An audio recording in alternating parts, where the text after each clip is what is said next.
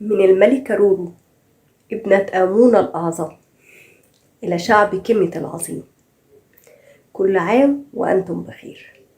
بداية موسم زراعة جديد، سائلين من الله أن يفيض علينا النهر بكل ما هو مفيد. كل سنة وانتم طيبين. يلا نبدأ الاحتفالات بسنة قبطية جديدة، نتمنى من الله أن تكون سنة سعيدة. كل سنة وانت طيبة مولاتي الملكة رورو. بس قبل ما نبتدي الاحتفالات خلينا نقول للناس ايه هو عيد راس السنة القبطية، وهل ليه مسميات تانية، وهل اختلف في العصور. ده اللي احنا نعرفه في الفيديو ده. ارتبطت احتفالات راس السنة القبطية بعيد النيروز، احدى الاعياد القبطية اللي بيتم الاحتفال بيها في اول ايام شهر توت، اول الشهور القبطية. كلمة نيروز بترجع إلى ليها عدة أصول في الكلمات. أول حاجة الأصل القبطي بتاعها وهي ني يور، وده يعني الأنهار، ولأن في الميعاد ده هو موسم اكتمال فيض نهر النيل، ولأن مصر هبة النيل فبيكون معاها بداية سنة زراعية لكل المصريين وفلاحين مصر. وده لحد دلوقتي المصريين بيبتدي يعتمدوا على الشهور القبطية في الزراعة. بنرجع بقى لما اليونانيين دخلوا مصر وابتدوا يحطوا حرف السين زي ما حطوه على بعض الكلمات التانية، فهي نيروز، لكن المصريين سموها نيروز وفكروها الكلمة الفارسية نيروز، اللي برضو في الفارسية هي مقسومة لمقطعين، مقطع يعني جديد وروز يعني يوم. وبرضو كلمة نيروز في اللغة السريانية هي بتعني كلمة عيد، فهو كله على بعضه بكل لغتها هي عيد. حضرتك بقى ممكن تقول لنا عيد النيروز احتفالاته ازاي كانت ايام قدماء المصريين؟ النهاردة موسم فيضان نهر النيل اكتمل، وهنبدأ سنة زراعية جديدة على مصر سعيدة ان شاء الله. النهاردة هنكمل 6266 سنة. ده التقويم المصري القديم، كان بيتكون فيه السنة من 13 شهر، بنبدأهم ب توت، بابا، هاروت، كهيك، طوبة، أمشير، برهمات، برمودا، بشنس، باؤونة، أبيب، مصري. والشهر ال13 ده كان بيبقى حوالي 4 أيام، بيسمى النسيم. طبعا التقويم القبطي ما ارتبطش بحياة المصري القديم وبس، لا، احنا لحد دلوقتي المصريين مرتبطين بالتقويم القبطي، سواء في حياة الزراعة او في الحياة العامة. في الزراعة موسم الزراعة بيبدأ فعلا مع التوقيتات والشهور القبطية. في حياتنا العامة بنبتدي نقول بعض الأمثال اللي ارتبطت بيها الشهور القبطية، زي توت اروي ولا تفوت، ودي ان انت تروي الارض في الفترة دي والارض مش هتتضر. بابا خش واقفل الدرابة، في الفترة دي بيبتدي الجو يكون ساقعة فندخل ونقفل الابواب. هطور ابو الدهب منطور، ده ان موسم القمح ابتدى يظهر وسنابل القمح ابتدت تظهر معانا.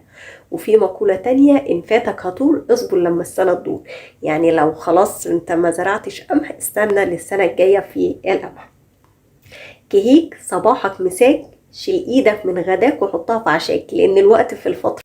طوبة تخلي الشابة كركوبة، ده من كتر السقعة اللي في الوقت ده، وشهر طوبة من اكتر الشهور السقعة فعلا، كلنا بنبقى مقفلين وبتخلي الشابة كركوبة فعلا. امشير يفصص الجسم نسير نسير، امشير طبعا من الشهور اللي معروفة بالتراب والتعب، ومن اكتر الشهور حتى لحد وقتنا هذا اكتر الشهور اللي بتنتشر فيها الامراض بالنسبة لنا، حتى لما كانت الكورونا كانت اشهرها في امشير.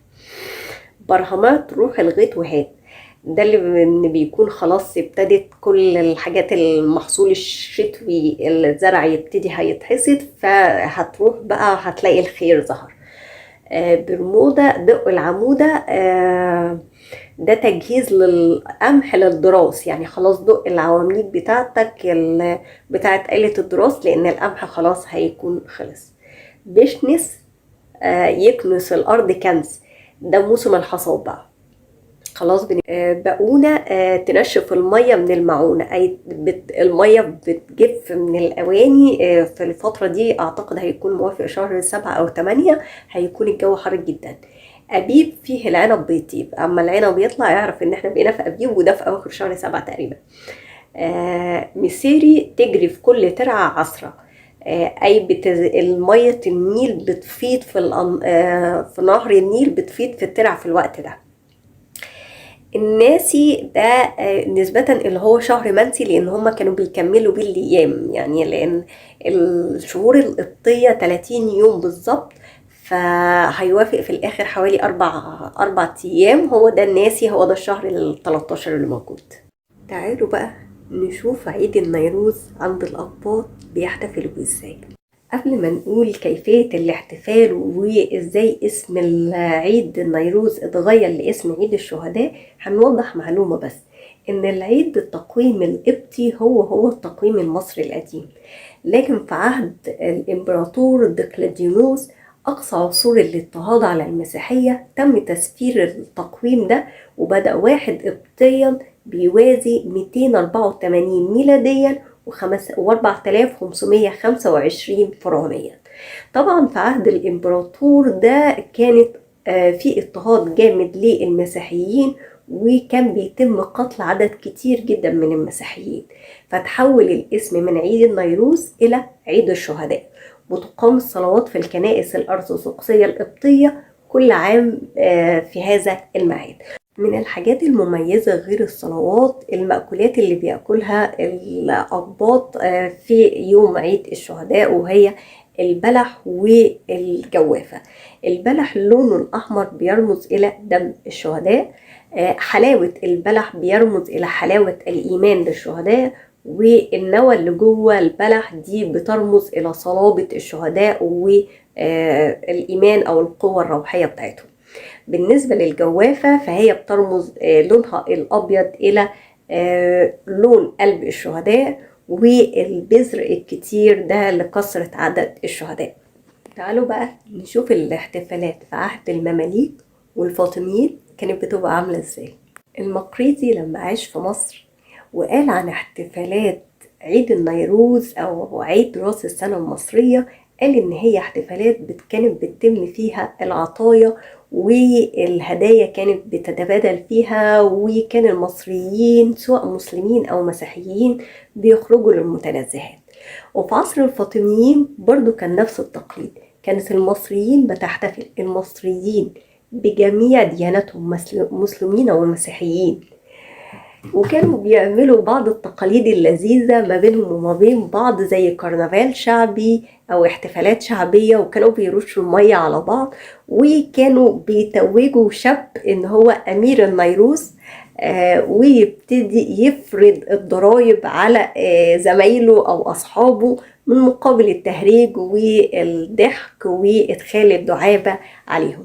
كان يوم سعيد، يوم جميل، عيد أيا كان المسمى اللي هنحتفل بيه. عيد رأس السنة القبطية، عيد التقويم المصري القديم، عيد النيروز، عيد الشهداء. كل سنة وإحنا كلنا طيبين بألف خير وصحة وسعادة. مننساش ناكل البلح والجوافة كل سنة، والجميع ومصر كلها بألف خير. ما تنسوش لو عجبكم الفيديو تعملوا لايك وشير وسبسكرايب للقناة وتفعلوا زر الجرس عشان يوصل لكم كل جديد من الفيديوهات بتاعتي.